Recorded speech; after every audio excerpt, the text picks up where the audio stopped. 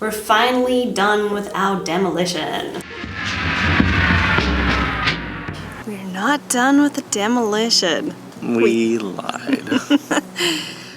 Well, we couldn't get to this part because we needed a professional to take the Freon out of the air conditioning. So we couldn't demo that area until we had a professional come around, and we had a friend who's an AC guy, and he came and did it for us the other day so we could finally get to taking that stuff out.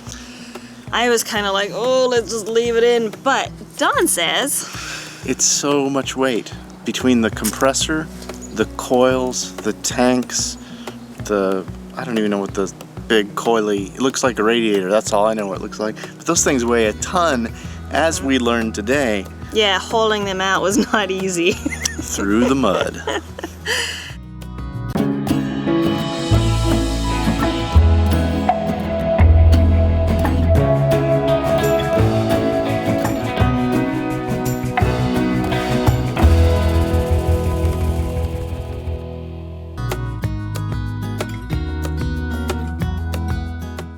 So from that side, there was 2 giant fans.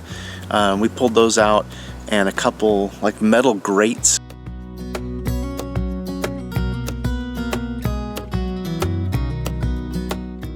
Hi! Did you hear us outside? Had to come over? Huh? What are we doing? What are we doing?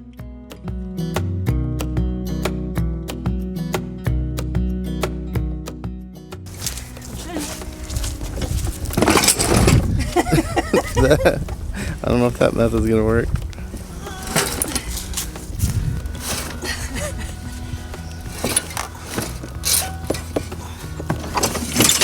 There you go. You went, That all came out of the bus. and there's still more to take out today. There's more to come out. Some of it will be reused. Some of it will be recycled. Some of it is just gonna be junk.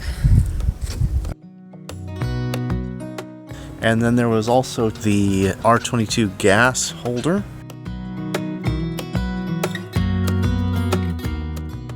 Right, and we're gonna both put it down together. Ready? Oh. There's loads of room in it, so we can put some other things that we need, like we're thinking of propane tanks going in here. So we took out this side bay here, and now right in the middle, through this luggage bay in the middle, there's more air conditioning things and pipes that we can take out for more space.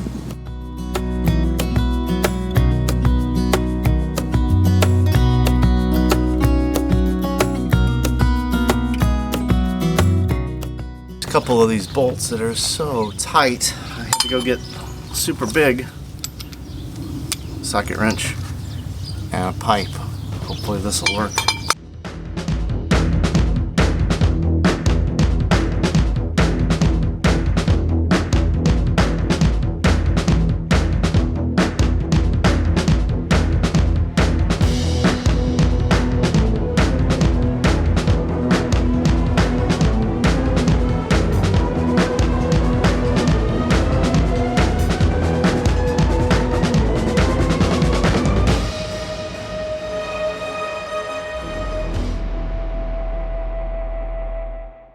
Yeah, I think we'll be able to either put the bottom of our mini split and some propane or a generator. We've got a lot of options.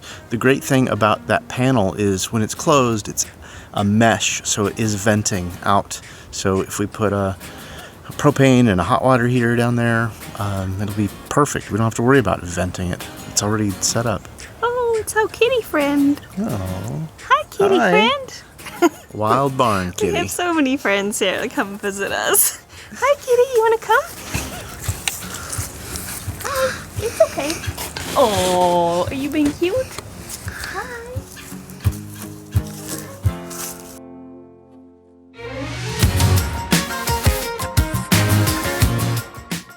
This is our little kitty friend. We assume comes from the farm next door. Super friendly. Super friendly. Don't worry, I won't steal you. Distracted by the cuteness.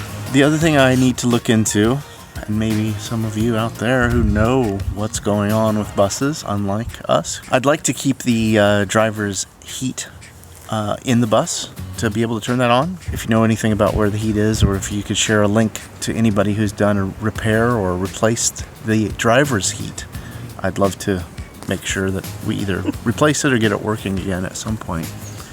So for now, hopefully, we haven't torn anything out of it. Someone's stealing the show here.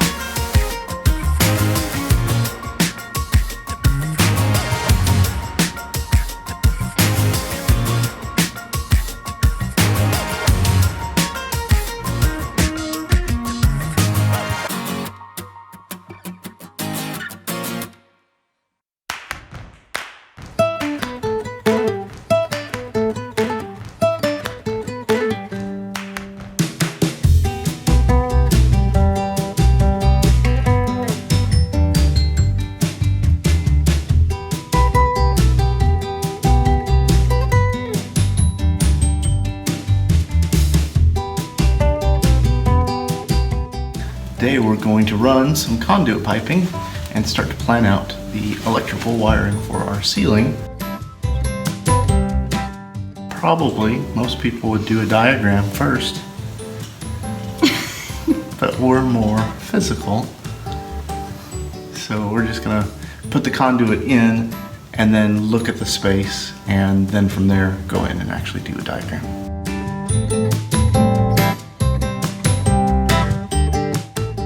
So I think we're gonna figure out where we want lights, where we want switches for them. Like, do we want to be able to switch these on separately from those on the other side of the bus? And then we'll be able to figure out a plan of where our electrical can go based on all of those vectors.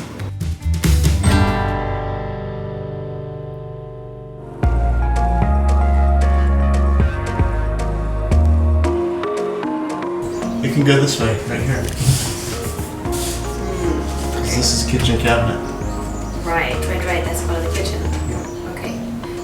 And so that means you can run to here, you can run to here, you can run to here. Okay. You can run to this side for the bed LEDs, street lights. So we tried to see if it was physically possible to safely run wiring through the ceiling before we finish it. If there's no holes in the ribs to get the conduit there, we can hide it in Floors or ceilings. or cabinets. But Yeah. we don't have any cabinets on that side In our plan. in our plan right now. So if we have cat shelves, I guess the cat shelves could somehow hide it. So Yes, you heard that right. cat shelves. Cat shelves. We're designing cat shelves. So you gotta make sure there's spaces they can go, and they like to be up high. So we figured we should give them some napping areas up high. So above our sofa will be a cat shelf for our cat collection. We consulted with my dad, a retired electronic technician, on the best way to plan out our electrical and came up with a wiring diagram.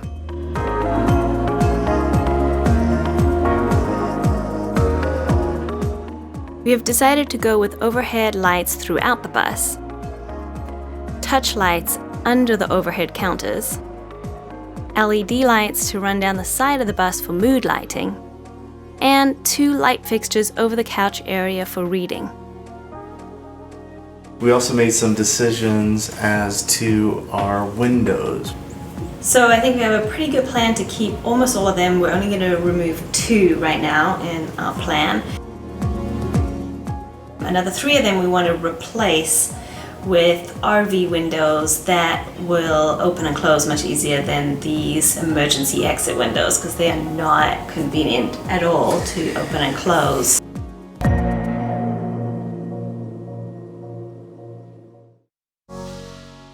Having decided on a plan for our 12-volt electric wiring, we've purchased flush mount LED lights to install into our ceiling.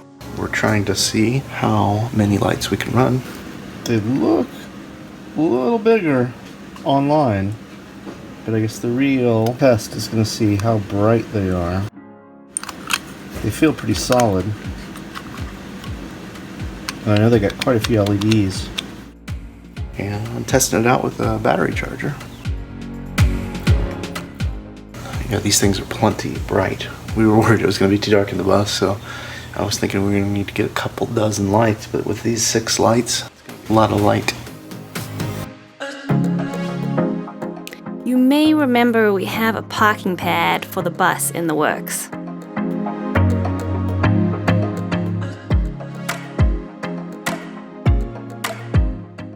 Which became a swimming pool with all the rain. Swimming pool's open right now, if you're really up for it. Quick update on the swimming pool. It's now just the mud pit. And then an ice rink through the winter. Oh! It's finally dried out enough for us to lay the gravel before pouring concrete.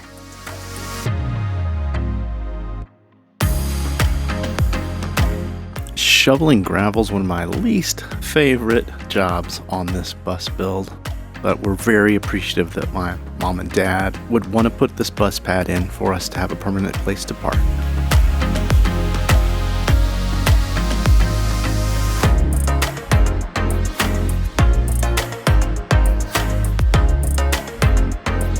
Unfortunately, coronavirus hit the States about this time, and we were unable to get a contractor out to pour the concrete into the pad.